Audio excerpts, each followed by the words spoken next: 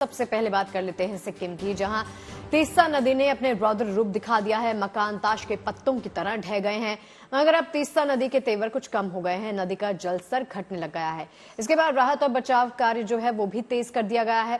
सेना के जवान देवदूत बनकर सिक्किम के आपदा प्रभावित जिलों में पहुंच गए हैं। उनके साथ साथ एसडीआरएफ, एनडीआरएफ के जवान भी मुस्तैद हैं।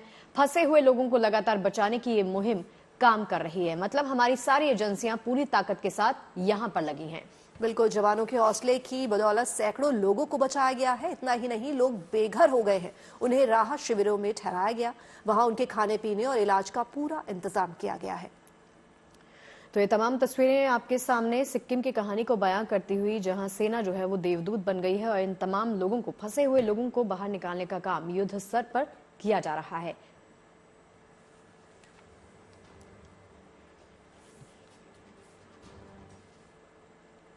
कुदरती आपदा से जूझ रहे सिक्किम को अब देवदूतों का सहारा मिल गया है। सेना और एनडीआरएफ के जवानों ने सिक्किम के प्रभावित जिलों में रेस्क्यू ऑपरेशन शुरू कर दिया है। सबसे पहले अलग अलग इलाकों में फंसे लोगों को सुरक्षित निकालने का काम किया जा रहा है। फंसे हुए लोगों में बड़ी संख्या में पर्यटक भी हैं, जो सिक्किम की सुंदरता को देखने के लिए वहां पहुंचे थे। सिक्किम में आई कुदरती आपदा से फोन लाइन पर भी असर पड़ा है। ज्यादातर लोगों के मोबाइल चार्ज तक नहीं है। ऐसे में सेना फंसे हुए लोगों की बात उनके घर वालों से नहीं करवा पा रही है। दूसरी तरफ मलबा हटाने के लिए बड़ी बड़ी खुदाई करने वाली मशीनों को लगाया गया है। सबसे पहले कोशिश सड़कों को खोलने की है।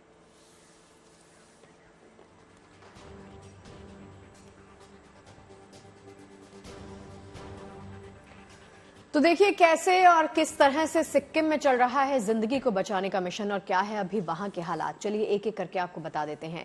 कल रात 8 बजे तक जो अपडेट सामने आया है उसके मुताबिक सिक्किम के मंगन जिले में अभी भी 17 लोग लापता हैं, जिनकी तलाश लगातार की जा रही है। बिल्कुल, इसके अलावा मंगन में बाढ़ और बारिश की वजह से फंसे 17 लोगों को सुरक्षित बचाया गया है। यही नहीं, यहाँ 8 ब्रिज पूरी तरह से तहस नहस हो गए हैं, जिसकी वजह से राहत के कामों में दिक्कत आ रही है। देखिए यही नहीं, 1715 लोगों को सुरक्षित ठिकानों पर पहुंचा दिया गया है। यहाँ टूरिस्ट गेस्ट हाउस जैसी जगहों पर राहत कैंप्स बना दिए गए हैं। गंगटोक जिले की बात करें तो यहाँ पर 22 लोगों का अभी तक कोई पता नहीं चला है। इन लोगों की तलाश के लिए एजेंसियों ने सारी की सारी ताकत झोंक दी है। तो गंगटोक में जिन लोगों को अभी तक बचाया गया है उनकी संख्या 1025 बताई जा रही है। इसके अलावा गंगटोक में 3 पुल बाढ़ की वजह से बह गए हैं। जहां पर कई जगहों पर राहत कैंप्स तैयार किए गए हैं या बनाए गए हैं, वहां पर 1700 से ज्यादा लोगों को पहुंचा दिया गया है।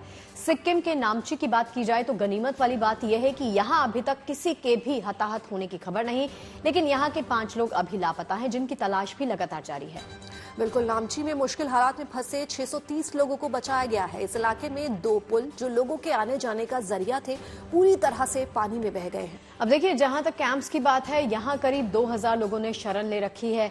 इस तरह से अगर पाकयोंग की बात करें तो यहां पर अभी भी 59 लोग लापता हैं, जिन्हें लगातार खोजा भी जा रहा है। जबकि 56 लोगों को यहां बचाया गया है। पाकयोंग में 2 स्कूल, एक हाउसिंग कॉम्प्लेक्स, नेपाली धर्मशाला और टूरिस्ट इंफॉर्मेशन सेंटर को रिलीफ कैंप में बदला गया है, जहां इस वक्त 2000 लोगों ने शरण ले रखी है। और चलिए इसी के साथ आपको बता देते हैं, सिक्किम की वो तस्वीर भी दिखा देते हैं जिसे देखकर आप कुदरत के क्रोध को महसूस कर सकते हैं। जब से तीस्ता नदी का जलस्तर घटा है, राहत का काम तेज हुआ है, लेकिन ये काम इतना आसान नहीं। कैसे, चलिए आपको दिखा देते हैं।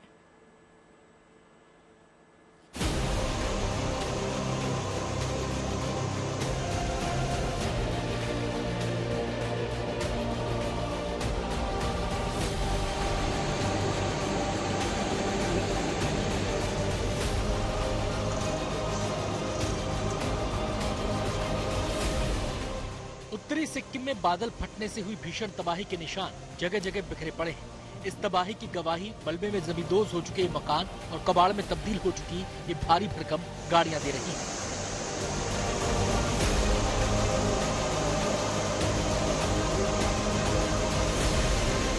आप लोग नदी से दूरी बना के रखिए। अभी पानी का लेवल घट रहा है, कहीं भी कटाव हो सकता है, आप कहीं भी फंस सकते हैं। इसलिए अपने जान को मुसीबत में मत डालिए और नदी से दूरी बना के रखिए।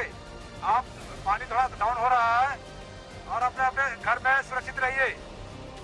जगह जगह फंसे लोगों को निकालने के लिए सेना के साथ एनडीआरएफ और एसडीआरएफ की टीमों को लगाया गया है। उत्तरी सिक्किम के ऐसे ही एक इलाके में जब गुड न्यूज टुडे की टीम पहुंची तो वहां एनडीआरएफ के कुछ जवान अपनी जान पर खेलकर 2 महिलाओं को बचाते हुए दिखाई दिए। 2 लोग फंस गए हैं दलदल में। अचानक से पानी बढ़ने की सूचना हुई, लोग भागने लगे, ऐसे में फंस गए। एक युवती यहाँ पर की टीम उसे निकाल रही है और ये आप देखिए एनडीआरएफ की ओर से सूचना भी लगातार हो रही है, घबराइए मत, आराम से किनारे से हटिए क्योंकि पानी हो सकता है छोड़ने की खबर आ रही है और पानी बढ़ सकता है। और वही लेके इस वक्त यहाँ पर जब भगदड़ मची तो कुछ लोग दलदल में फंस गए और दलदल से अब एनडीआरएफ की मदद से रस्सी फेंकी गई है, बांस फेंका गया है और यहाँ से इस युवती को अब निकाल लिया गया है। देखिए निकाल लिया गया है और ये युवती को इस दलदल से निकाल दिया गया है। सैलाब के साथ बहकर आया ये मलबा इतना ज्यादा है कि कई रिहायशी इलाकों की पहचान कर पाना मुश्किल हो गया है।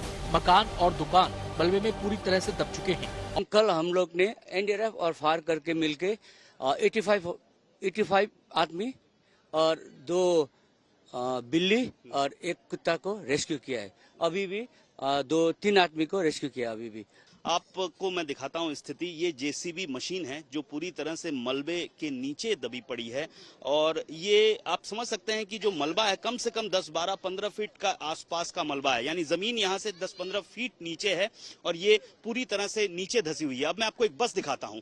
एक बस है यहाँ पर जो पूरी तरह से पानी जब आया और उसके साथ जो मलबा आया उसके नीचे फंस गई। ये बस आप देखिए पूरी तरह से पानी के मलबे के नीचे दबी हुई है। वहीं लोगों के रेस्क्यू के साथ साथ सड़कों और पुलों को भी ठीक करने का काम युद्ध स्तर पर चलाया जा रहा है ताकि सैलाब की वजह से कट चुके इलाकों को राज्य के बाकी हिस्सों से जोड़ा जा सके। यहाँ पर सिंगथाम के 19 माइल पे ये अंडर कंस्ट्रक्शन निर्माणाधीन ब्रिज था, लेकिन लगभग पूरा हो गया था।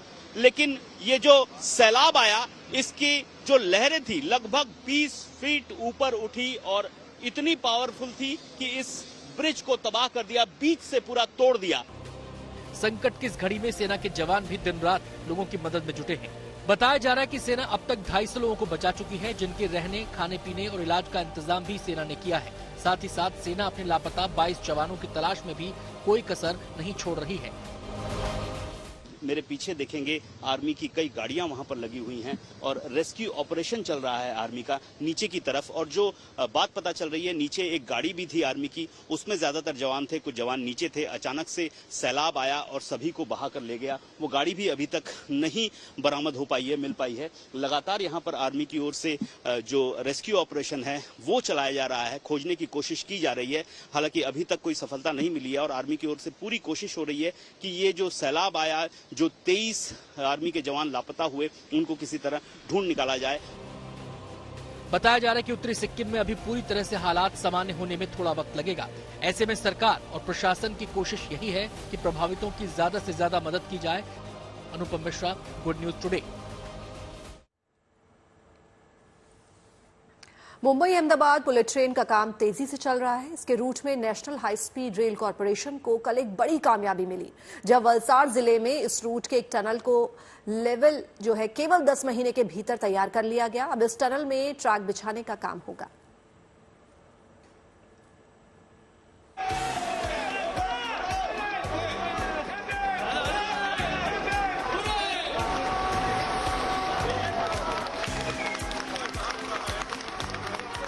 इन तस्वीरों में खुशी का सबब उस बाधा को पार करने से है जो बुलेट ट्रेन के रास्ते में बड़ा रोड़ा बनकर खड़ी थी। महज 10 महीनों की कड़ी मशक्कत और दिन रात काम करते हुए इस बाधा को इन इंजीनियर्स और लोगों ने पार कर लिया है।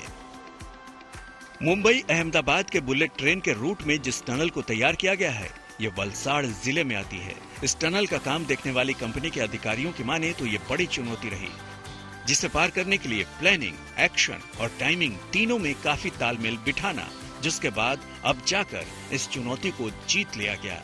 ये कामयाबी इस लिहाज से भी अहम है कि ये बुलेट ट्रेन रूट का ये पहला टनल है। चैलेंज इसलिए था कि बुलेट ट्रेन का अब अगर देखेंगे ये पहला टनल है जो हम लोग सक्सेसफुली कंप्लीट किया। तो प्रीवियस एग्जिस्टिंग डेटा नहीं था कि किस टाइप का डिफिकल्टीज आ सकता है, तो उस पर हम लोग खरे उतरे और बहुत ही बड़ा एक प्राउड मोमेंट है, नॉट ओनली फॉर L&T, पूरा देश के लिए। और बुलेट ट्रेन का ये फर्स्ट टनल है जो सक्सेसफुली हम लोग कर पाया, ब्रेक थ्रू हुआ, तो बहुत ही ज्यादा गर्व महसूस हो रहा है मुझे तो। National high speed railway corporation के इस कोशिशों को बड़ी उपलब्धि के तौर पर देखा जा रहा है। ये माउंटेन टनल गुजरात के वलसाड के उंबरगांव तालुका के जारोली गांव से लगभग 1 किलोमीटर की दूरी पर मौजूद है। इसमें हमारी टीम की जो कंस्ट्रक्शन वर्कर्स, इंजीनियर, सुपरवाइजर्स की रात दिन कड़ी मेहनत के बाद और इतना लंबा टनल और बुलेट ट्रेन का पहला टनल का आज ब्रेक थ्रू हुआ, सबको बहुत बहुत खुशी, अपार खुशी है सबको, और सबको, पूरी टीम को और सबको बहुत बहुत बधाई है। इस टनल का निर्माण न्यू ऑस्ट्रियन टनलिंग मेथड की ओर से किया गया है। इस टनल के बनाने में काफी कठिनाइयों का सामना करना पड़ा है। इस टनल को बनाने के लिए नियंत्रित तरीके से विस्फोट किए गए, मलबे को काटकर हटाया गया। ये टनल का जो हमारा है, ये हमारा अचीवमेंट है। ये टनल हमने काफ़ी दिक्कतें वाला पोर्शन जो था यहाँ का रॉक काफ़ी सॉलिड था, तो ब्लास्टिंग में हमें लोकल लोगों की काफ़ी दिक्कतें आई थी, लेकिन सभी को हमने मैनेज करके एक अचीवमेंट हमारे लिए ये C1 सेक्शन, जो C4 सेक्शन जो है, इस C1 सेक्शन में हमें ये प्राउड फील हो रहा है कि हमने सबसे पहले टनल का काम कंप्लीट कर दिया। ये ब्लास्टिंग वाला हमने इसी सेक्शन में C4 सेक्शन जो हमारा बुलेट ट्रेन प्रोजेक्ट है, इसका हमने सबसे पहला फाउंडेशन भी हमने ही किया था C1 में, और पियर भी हमने किया, तो पियर कैप भी हमने किया, तो एक हमारे लिए काफ़ी प्राउड मोमेंट था। ये टनल वेस्टर्न घाट के माउंटेन के नीचे बनी है, जहां 2 ट्रैक बिछाए जाने हैं, जो हाई स्पीड रेल को नया अनुभव देंगे। साथ ही मुंबई से अहमदाबाद तक 127 मिनट के सफर का रोमांच भी बढ़ाएंगे। Bureau report, good news today. तो कैसे आगे तेज हो गया है बुलेट ट्रेन का काम, चलिए आपको बता देते हैं। दरअसल मुंबई अहमदाबाद बुलेट ट्रेन के लिए ट्रैक बिछाए जाने का काम युद्ध स्तर पर चल रहा है और इसके लिए हजारों मजदूर जो हैं वो दिन रात लगे हैं। वलसाड में महज 10 महीनों में बुलेट ट्रेन के लिए टनल को तैयार कर लिया गया है, जो खुद में बहुत बड़ी कामयाबी है। बिल्कुल शगुफ्ता, बुलेट ट्रेन के लिए जिन टनल को बनाया जाना है उसमें पालघर के कसाबेकामन, चंद्रपाड़ा, चंद्रसर में बनाई जाने वाली टनल अहम है। मीठानगर, वसंतवाड़ी और अम्बेसरी में भी टनल का काम होना है, जिसे बुलेट ट्रेन प्रोजेक्ट के लिए काफी अहम माना जा रहा है। लेकिन देखिए, जिस काम पर सबसे ज्यादा नजरें हैं वो हैं बैंड्रा कुर्ला ठाणे के शिलफाटा के बीच बनने वाली 21 किलोमीटर की समुद्री सुरंग। ये देश की ऐसी पहली सुरंग होने वाली है जिसे समंदर में बनाया जाना है। हाई स्पीड ट्रेन परियोजना के तहत 7 पर्वतीय टनल का काम यहाँ पर होना है। समंदर के नीचे देश की पहली सुरंग के लिए खुदाई का काम भी तेज हो गया है। कॉरिडोर के लिए नदियों पर 24 पुलों का काम भी युद्ध स्तर पर चल रहा है। आपको बता दें कि 2027 तक मुंबई और अहमदाबाद के बीच में बुलेट ट्रेन चलनी है। भारत ने हाल ही के दिनों में अपना दमखम कई मंचों से दिखाया है। G20 के सफल आयोजन के बाद भारत की साख दुनिया में बढ़ गई है और यही वजह है कि विश्व के बड़े बड़े नेता भारत और उसके नेतृत्व की दिल खोलकर सराहना कर रहे हैं। ऐसा ही एक बयान अब रूस के राष्ट्रपति पुतिन की तरफ से सामने आया है, जिन्होंने भारत और भारत के प्रधानमंत्री की दिल खोलकर तारीफ भी कर दी है। रूस के राष्ट्रपति पुतिन ने भारत के प्रधानमंत्री को बेहद बुद्धिमान नेता कहा है। साथ ही उन्होंने ये भी कहा कि पीएम मोदी की अगुवाई में भारत ने काफी प्रगति की है। ये सारी बातें रूस में हुए एक इंटरनेशनल कार्यक्रम में पुतिन ने कही। रूसी राष्ट्रपति ने संयुक्त राष्ट्र सुरक्षा परिषद में भारत की स्थायी सदस्यता के लिए भी खुलकर अपना समर्थन जताया।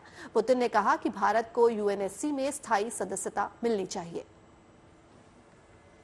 G20 back in the day was created as for the work of the G20. Without any doubt, that is a success of the Indian presidency and personally Prime Minister Modi. That is a success. और Asian games से एक शानदार खबर आ रही है। Asian games में cricket tournament के final में टीम इंडिया पहुंच चुकी है। बांग्लादेश को हराकर मेंस क्रिकेट इवेंट के फाइनल में टीम इंडिया ने अपनी जगह बना ली है। भारत ने अपने सेमीफाइनल्स में बांग्लादेश को 9 विकेट से हराया। इस दौरान टीम इंडिया के ओपनर ऋतुराज गायकवाड़ ने 26 गेंदों पर 40 और तिलक वर्मा ने 26 गेंदों पर 55 रनों की पारी खेली। भारत ने 97 रन के टारगेट को 9.2 ओवर में 1 विकेट खोकर चेंज कर लिया। मेंस क्रिकेट में भारत का मेडल जो है वो पक्का हो गया है।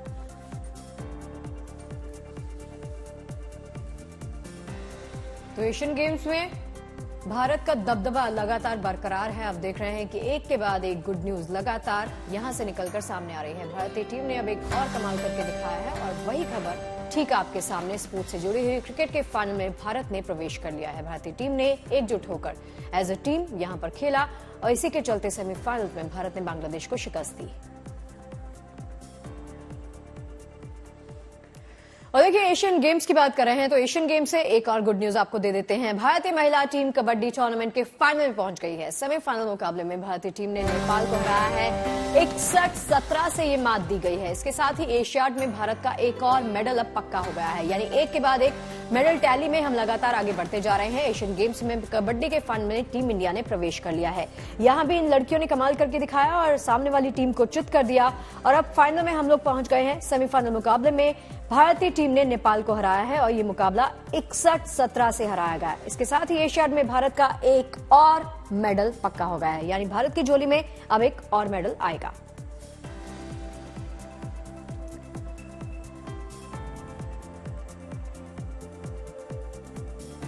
तो देखिए, सेमीफाइनल में जिस तरह से भिड़ंत हुई उससे टीम इंडिया के हौसले जो हैं वो लगातार आगे बढ़ते जा रहे हैं। टीम इंडिया एक के बाद एक तमाम गेम्स में अपना प्रदर्शन, बेहतरीन प्रदर्शन दिखाती जा रही है। अब कबड्डी के फाइनल में भी भारत ने प्रवेश कर लिया है। भारतीय महिला टीम ने नेपाल को यहां पर शिकस्त दी और ये एक बेहद रोमांचक मुकाबला खेला गया।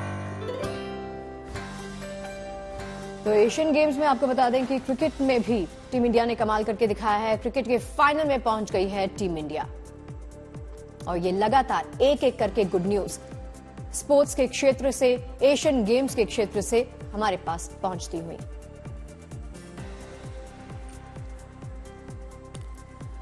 तो चलिए एशियन गेम्स की बात कर रहे हैं चूंकि गीतिका, तो एशियन गेम्स में हम देख रहे हैं कि हम मेडल टैली में भी लगातार ऊपर चढ़ते जा रहे हैं।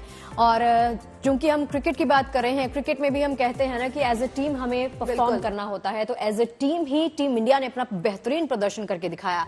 ऋतुराज गायकवाड़ ने भी 26 गेंदों पर 40 और तिलक वर्मा ने 26 गेंदों पर 55 रनों की पारी खेली। भारत के खाते में 21 गोल्ड समेत 86 मेडल हो गए हैं। बहुत ही बेहतरीन प्रदर्शन अब तक भारतीय टीम का। पुरुष हॉकी टीम के फाइनल में अब जापान के साथ भारत का सामना होगा। मेंस क्रिकेट टीम में भी फाइनल में पहुंच गई है टीम इंडिया और फाइनल में अब तैयारी जो है वो और भी कड़ी करनी होगी, स्ट्रैटेजी पर काम करना होगा। सेमीफाइनल में बांग्लादेश को शिकस्त दी है और यहां भी एक सधी हुई स्ट्रैटेजी के साथ टीम इंडिया ने इनको शिकस्त दी। तो भारत के पास जो है 57 रन के टारगेट को 9.2 ओवर में एक विकेट खोकर चेंज कर लिया है। मेंस क्रिकेट में भारत का अब मेडल जो है वो पक्का हो गया है।